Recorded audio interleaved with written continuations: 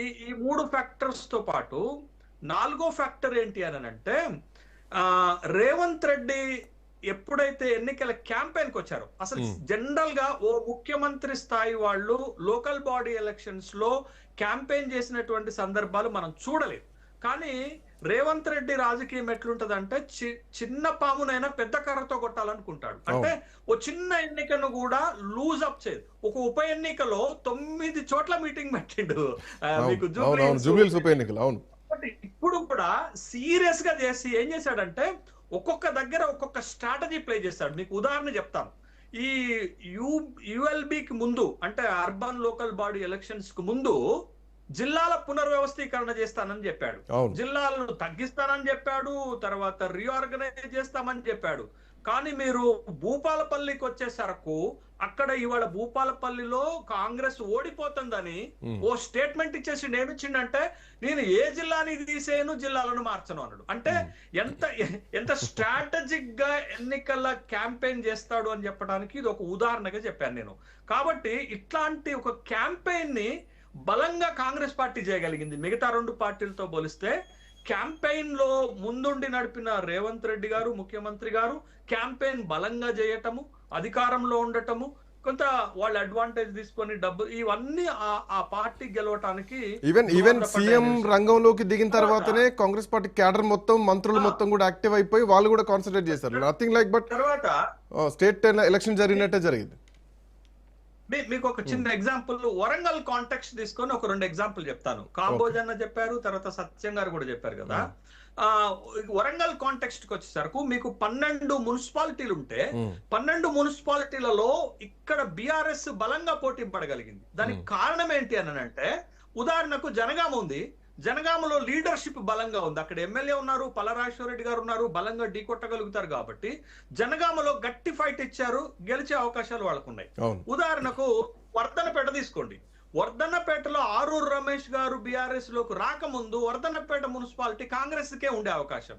కానీ ఎప్పుడైతే ఆరూరు రమేష్ గారు బీఆర్ఎస్ పార్టీలోకి వచ్చారో ఇప్పుడు అక్కడ ఫలితాలు లేకపోతే ఈక్వేషన్స్ మారాయి, వర్ధన్నపేట కూడా బీఆర్ఎస్ గెలిచే అవకాశం ఉంది. అంటే లోకల్ ఫ్యాక్టర్, అక్కడ లోకల్ ఫ్యాక్టర్ గా ఒక బలమైనటువంటి లీడర్ అక్కడ ఆర్గనైజ్ చేసినటువంటి సందర్భంలో ఈ ఈక్వేషన్స్ మారాయి. ఇది ఒకటైతే, రెండోది కొన్ని సెక్షన్స్ లో కాంగ్రెస్ పార్టీ ఇప్పటికి బలంగా ఉంది.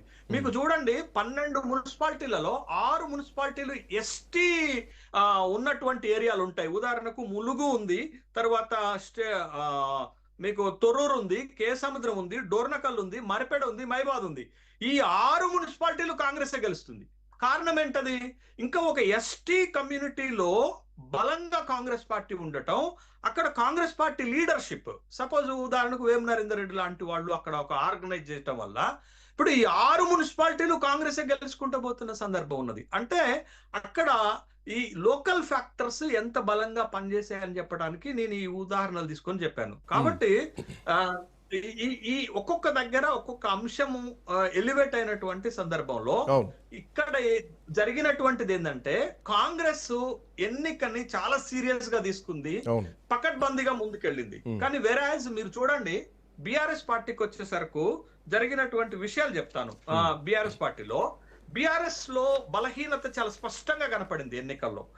కేటీఆర్ హరీష్ రావు గారు స్థానిక నాయకత్వము బలంగా పోరాడినా ఎక్కడో ఏదో వెలితి కనపడింది పార్టీలో, నాయకత్వంలో గాని క్యాడర్ లో గాని ఓ విధమైనటువంటి ఎదురు చూపు వెలితి కనపడింది. అది కేసీఆర్ అబ్సెన్సీ కనపడింది. కేసీఆర్ రావాలన్నా అంటే మరి ముఖ్యమంత్రి వచ్చారు కదా. ఇప్పుడు కేసీఆర్ లాంటోడు ఈ అర్బన్ లోకల్ బాడీ ఎలక్షన్స్ కి రావాలంటే, but at the same time opponent పార్టీలో ముఖ్యమంత్రి వచ్చి ప్రచారం చేస్తున్నారు కదా, ఆ వెలితి కనపడింది. తర్వాత సమన్వయము పోరాటము ఈ 2 మిస్ అయినాయి బీఆర్ఎస్ పార్టీలో. బట్ ఎక్కడో కోఆర్డినేషను గట్టిగా పోరాడేటటువంటిది మీకు పంచాయతీ ఎన్నికల్లో అది కనపడలే. పంచాయతీ ఎన్నికల్లో గట్టిగా లోకల్ నాయకత్వం పోరాడింది, వాళ్ళు కావలసినటువంటి ఒక సాటిస్ఫాక్టరీ రిజల్ట్ పట్టుకురాగలిగారు. బట్ ఇక్కడ ఎక్కడో కొంచెం మిస్ అయినట్టుగా నాకు బీఆర్ఎస్ లో కనపడింది. ఇక భారతీయ జనతా పార్టీకి వచ్చేసరికి భారతీయ జనతా పార్టీ కొన్ని సెలెక్టెడ్ ఏరియాస్ లో గట్టిగా పోరాటం చేసింది. మీకు నిజామాబాద్ అవకాశం ఉంది కాబట్టి పోరాటం, కరీంనగర్ అవకాశం ఉంది కాబట్టి పోరాటం, మహబూబ్ నగర్ లో ఓ బలమైన లీడర్షిప్ ఉంది కాబట్టి అక్కడ పోరాటం. అంటే కొన్ని సెలెక్టెడ్ ఏరియాస్ లో మాత్రమే బీజేపీ ఫైట్ చేయగలిగింది. బట్ అది అది ఎక్కువ ఎలివేట్ అయింది. ఉదాహరణకు నేను ఒక చిన్న మంచి ఎగ్జాంపుల్ చెప్తాను. ఎగ్జాంపుల్ ఏంటంటే ఇటీవల మీకు కేరళలో లోకల్ బాడీ ఎలక్షన్లు జరిగితే మొత్తం అన్నిట్లో ఓడిపోయి బీజేపీ ఒక్క తిరువనంతపురం కార్పొరేషన్ లో గెలిచింది. కానీ ఫోకస్ అంతా ఎట్లొచ్చింది? మొత్తం కేరళలో బీజేపీ గెలిచినంత ఫోకస్ వచ్చేసింది. గెలిచింది వాళ్ళు ఒక్క తిరువనంతపురం కార్పొరేషన్.